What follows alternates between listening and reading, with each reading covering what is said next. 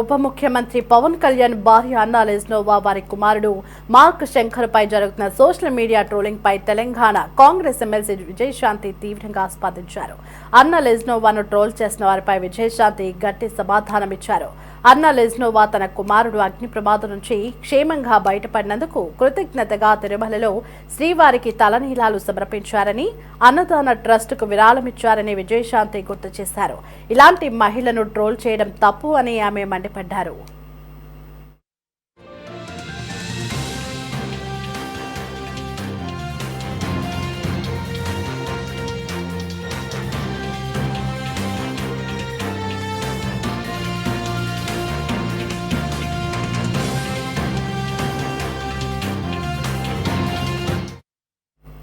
Christian అయి ఉండి తిరుమలకి రావడం ఏంటి, మహిళ అయి ఉండి తలనీలాలు సమర్పించడం ఏంటని అన్నా లెజ్నోవాను కొందరు నెట్టింటా ట్రోల్ చేస్తున్నారు. వారికి విజయశాంతి గట్టి కౌంటర్ ఇచ్చారు. విదేశాల నుంచి వచ్చి మరో మతానికి చెందినప్పటికీ అన్నా లెజ్నోవా హిందూ ధర్మాన్ని విశ్వసించడాన్ని విజయశాంతి కొనియాడారు.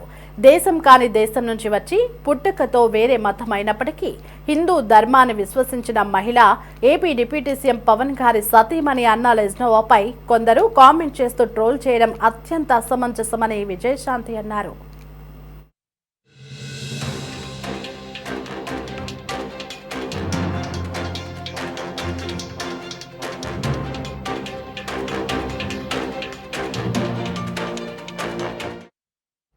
అనూహ్యంగా జరిగిన దురదృష్టకర అగ్ని ప్రమాదం నుంచి వారి కుమారుడు బయటపడినందుకు ఆ విశ్వాసాన్ని నిలబెట్టిన నిలువెత్తు దైవం మన శ్రీ వెంకటేశునికి కృతజ్ఞతగా తిరుమలలో శ్రీవారిని దర్శించుకుని తలనీలాలిచ్చి అన్నదానం ట్రస్టుకి విరాళం సమర్పించి సేవ కూడా చేశారు.